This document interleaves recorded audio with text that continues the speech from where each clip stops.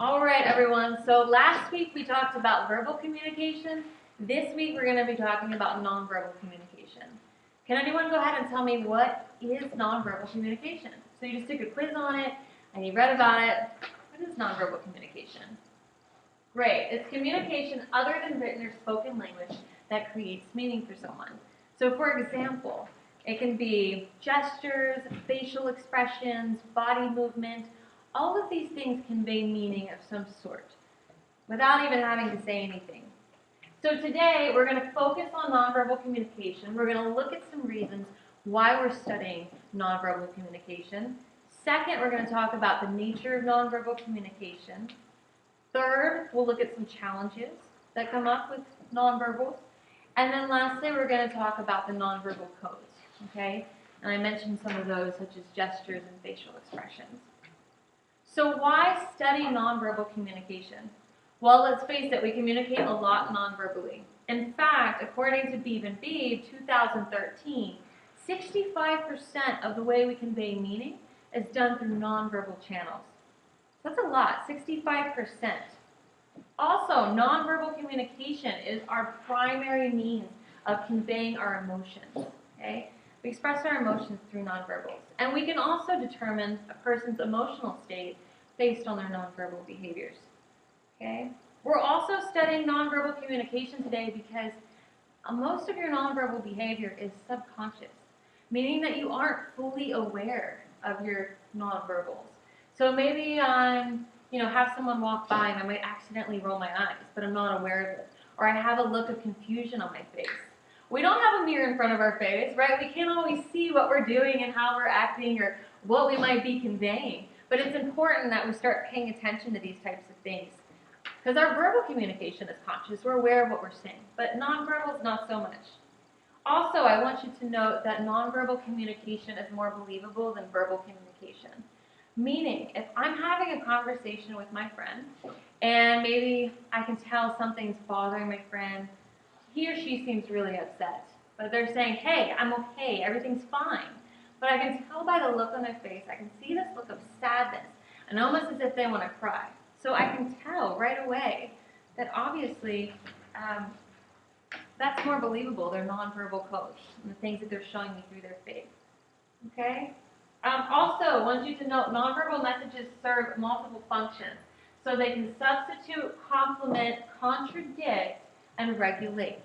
Okay? What I mean by substitute is sometimes you might come in here and we get a little rowdy sometimes, but I might stand up here and right away you know just by me standing here that, hey, okay, it's time to bring our attention back to the front of the classroom. I don't have to say anything. Just non-verbally you know, okay, activity time's over, let's get back into the lesson. Nonverbal messages can also complement or clarify. So maybe I'm asking for everyone to be quiet, so I might put up my finger and give a little shh. Okay, so obviously it's complementing. And they can also contradict. I just gave you the example of a friend and talking about how facial expression that she might have had on her face was conveying a different meaning than what he or she was telling me.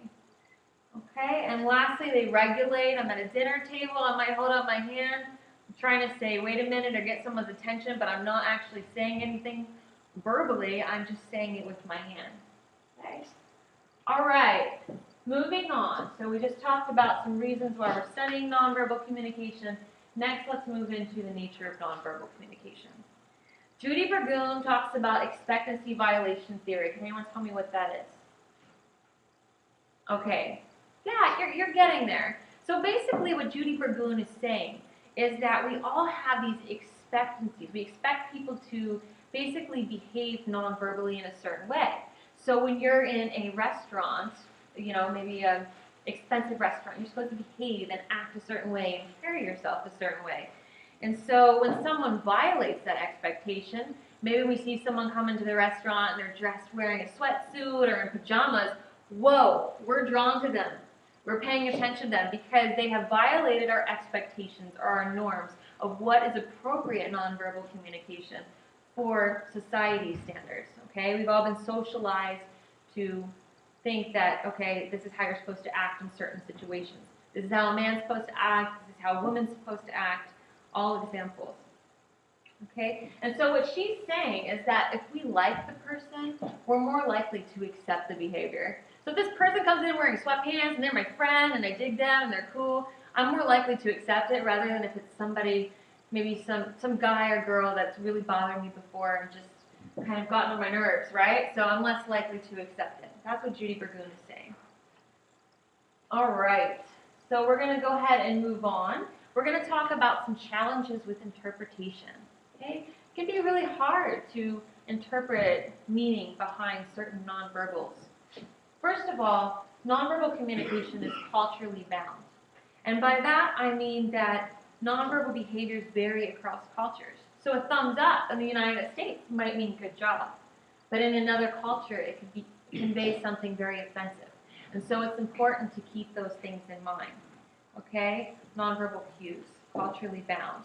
They're also rule governed, so we develop rules and expectations for appropriate nonverbal behavior for ourselves and for others. I just talked about the restaurant example. Okay, we have certain ideas of what a man should dress like, what a woman should dress like, and how they should act and behave.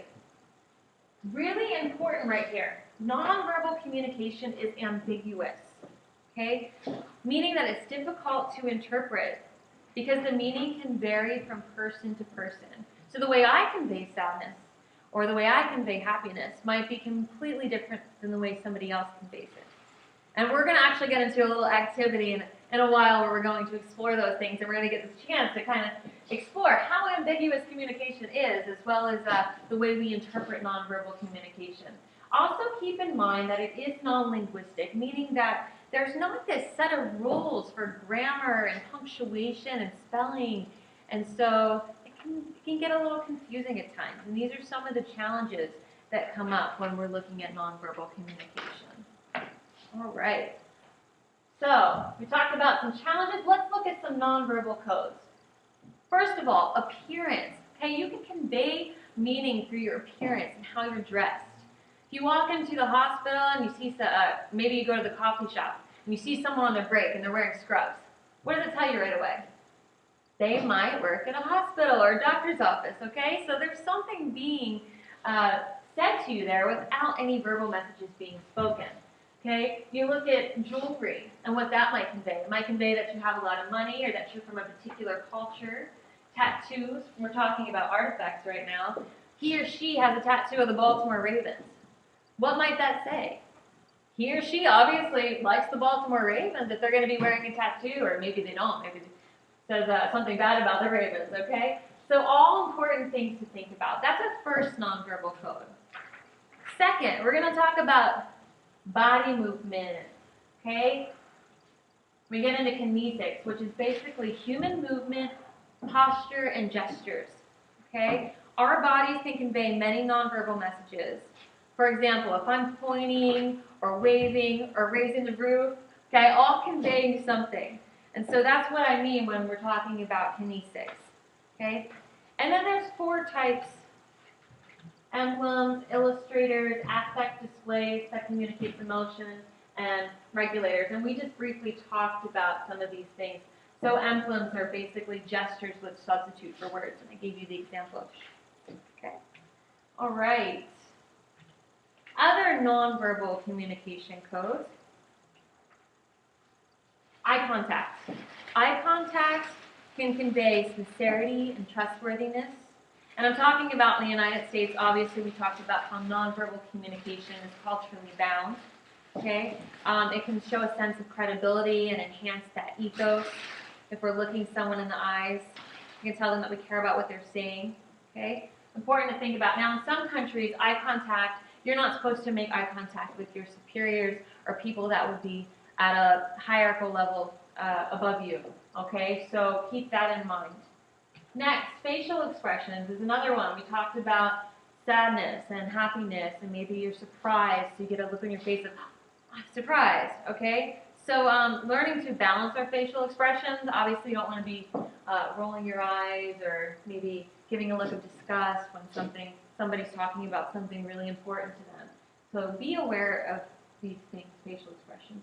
Touch, haptics, is the study of touch, okay? The amount of